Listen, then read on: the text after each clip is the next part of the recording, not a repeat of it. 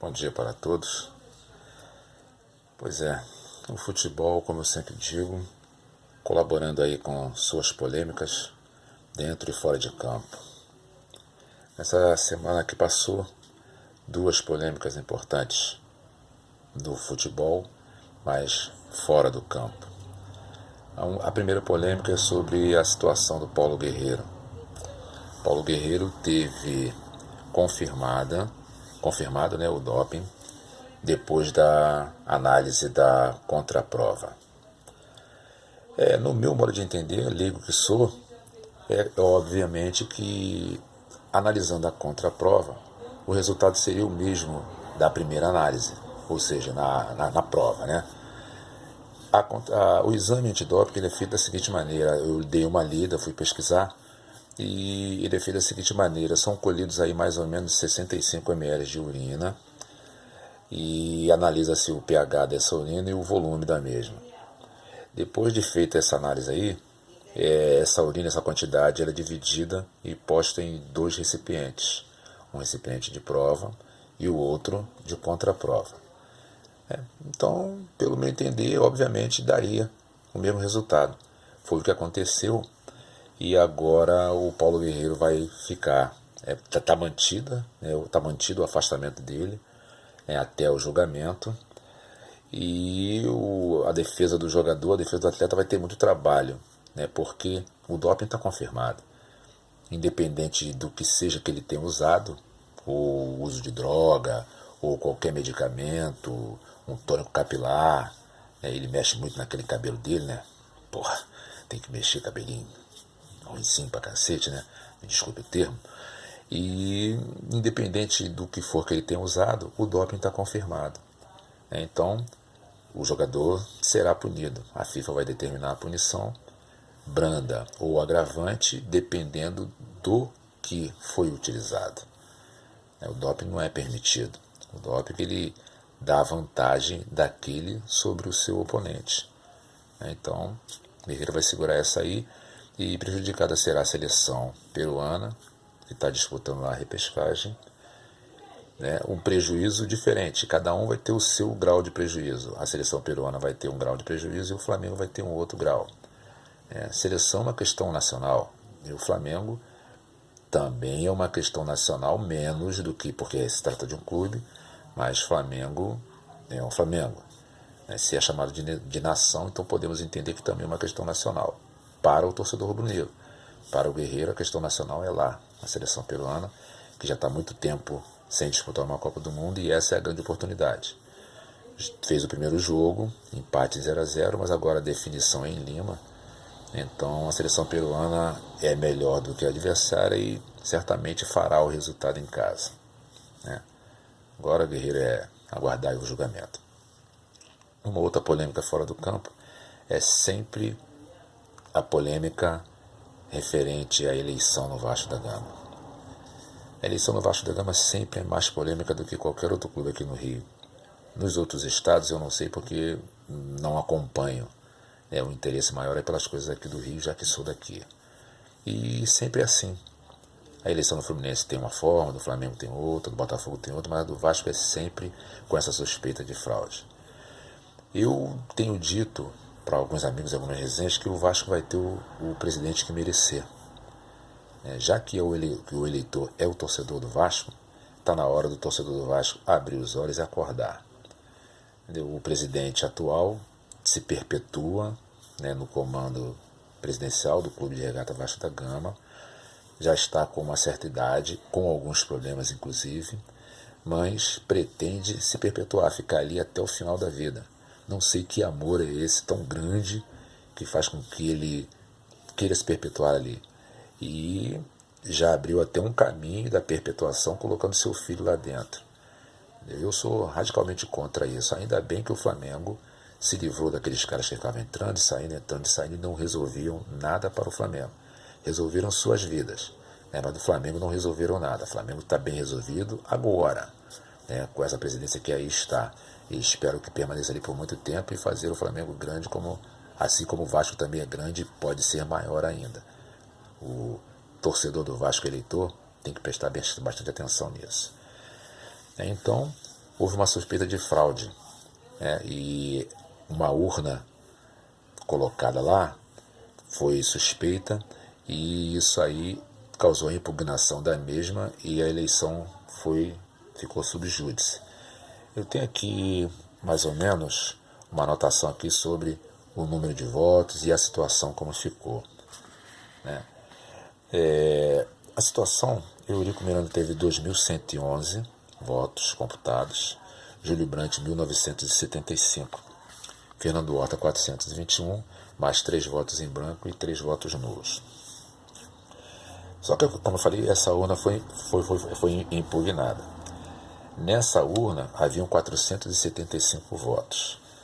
Esses votos serão analisados pela Justiça e depois dessa análise é a Justiça quem vai definir quem será o presidente do Vasco nesse triênio 18-20. Se por um acaso for confirmada a fraude e essa urna for invalidada, o vencedor será Júlio Brandt, né?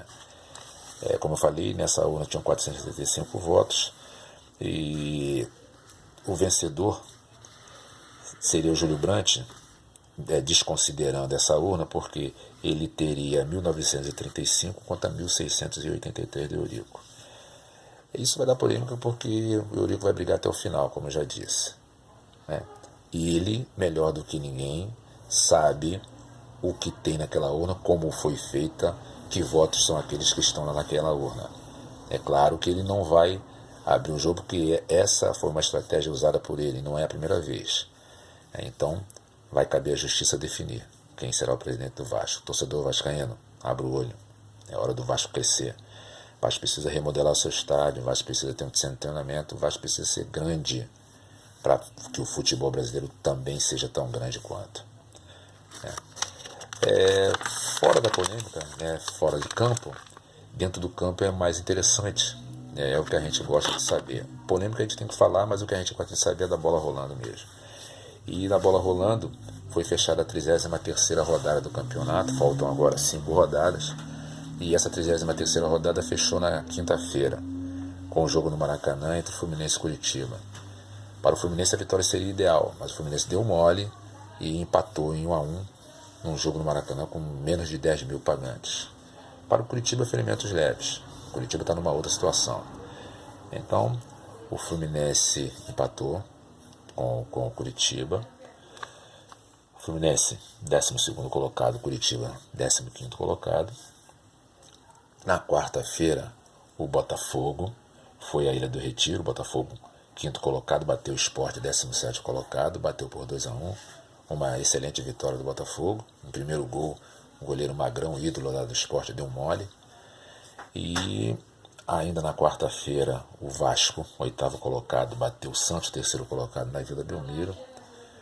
O Vasco fez um bom jogo lá. O Vasco já estava sendo melhor, mesmo no 0-0 e mesmo depois que o Santos abriu o placar com o Ricardo Oliveira. O Vasco sempre foi melhor do que o Santos. Tá aí a marca do Zé Ricardo. Zé Ricardo fazendo um bom trabalho lá no Vasco.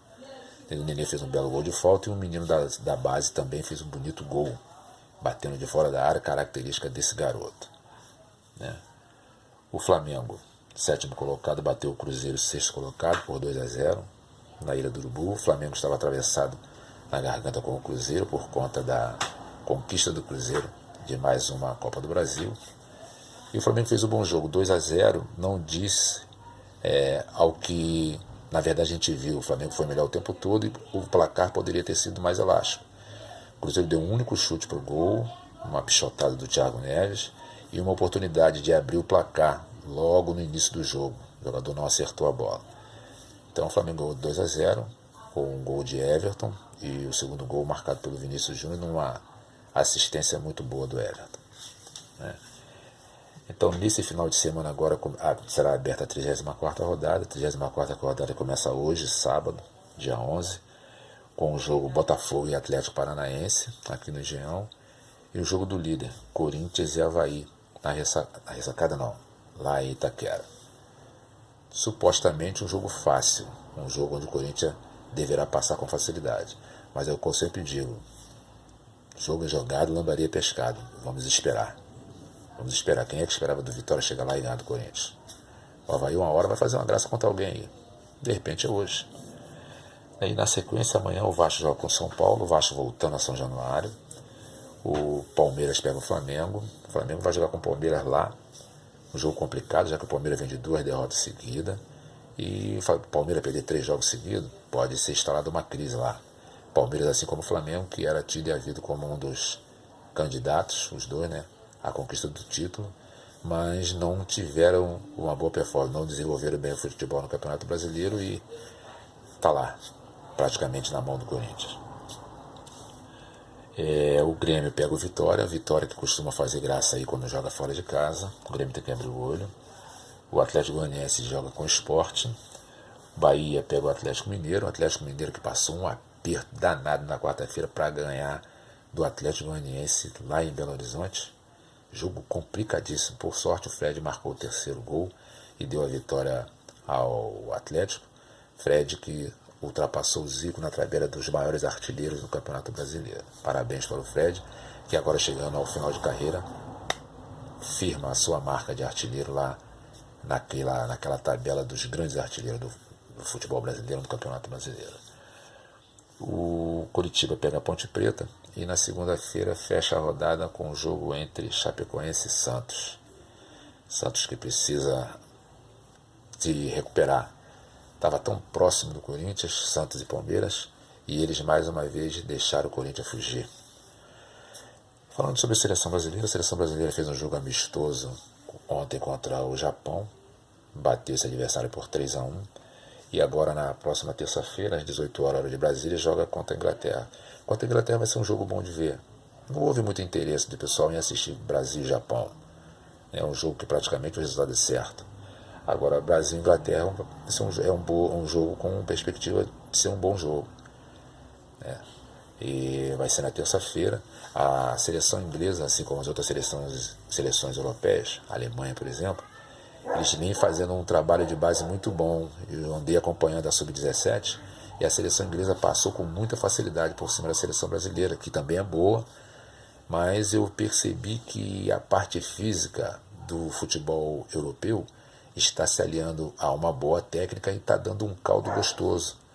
A seleção inglesa jogou bem, tecnicamente bem e fisicamente atropelou a seleção brasileira, que com sua técnica não conseguiu superar a força física dos ingleses. Se os ingleses resolverem aproveitar esse pessoal da base aí, terão uma boa seleção aí por um bom tempo. Tá certo? Então vamos aguardar aí o início da rodada, da 34ª rodada do Campeonato Brasileiro, que começa hoje, para verificar a partir de hoje já como é que vai ficar a movimentação na tabela de classificação. Tá certo? No mais, eu desejo a todos um bom final de semana. Aqui no Rio, final de semana será de chuva, segundo o pessoal da meteorologia.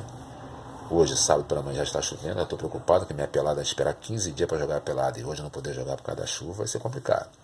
Mas me parece, já deu um tempinho, o chão aqui já estou vendo está seco. Então a pelada vai rolar normalmente, daqui a pouco às 10 horas. Vamos lá empurrar pelo menos uma na perna do Jaime, meu marcador. Tá certo? Bom final de semana para todo mundo aí. Fique com Deus.